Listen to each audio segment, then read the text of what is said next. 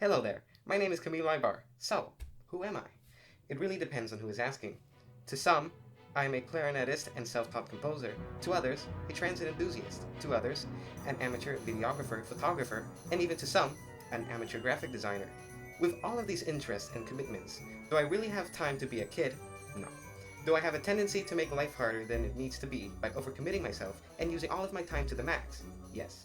Whether you will find me practicing for hours upon hours, pulling all-nighters to finish a large orchestra work and their instrument parts, running for yet another bus, volunteering late to live stream a school concert, or meticulously working away at designing a yearbook page, you will seldom find me at rest. Despite how full my schedule is, I still feel my life is empty in some way, missing something crucial.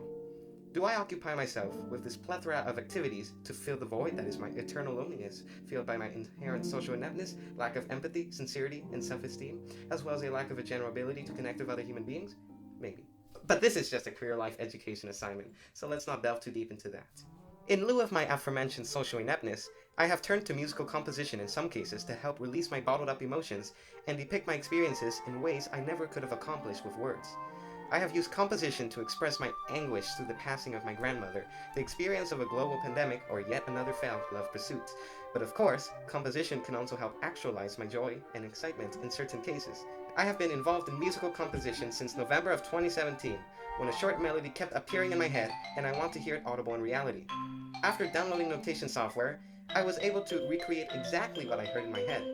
However, it was not until my fourth composition where I discovered how much of a passion and aptitude I have for composition, where I composed a dramatic march inspired by one of the many verbal conflicts that happened in my household, as composing at the literal same moment as my parents were screaming at each other was incredibly satisfying to do. The most exciting event I'm looking forward to is the premiere of my hour-long first symphony titled Pandemic.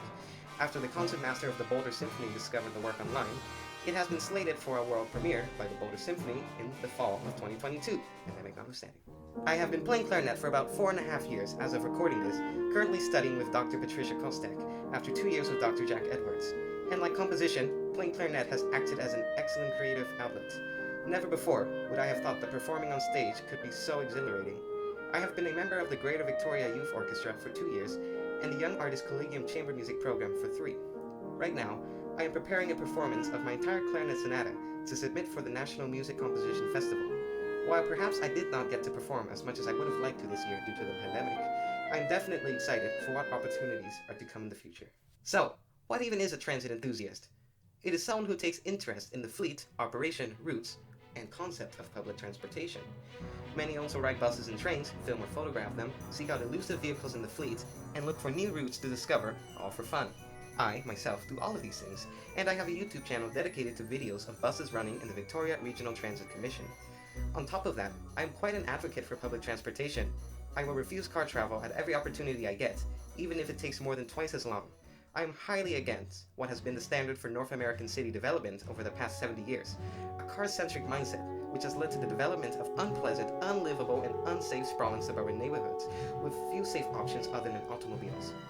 Public transportation can not only be used as an immensely more efficient mode of transport, for example, the SkyTrain in Vancouver has the equivalent capacity of a 28-lane highway, but as a mechanism for the construction of livable and vibrant neighborhoods through transit-oriented developments. I hope to see public transportation in North America become more prominent and well-regarded throughout my life, but that may be a futile wish. Speaking of futile wishes, never mind, we're out of time. I hope you have been able to learn a little bit about who I am, as I myself am still in that process. Thank you for watching.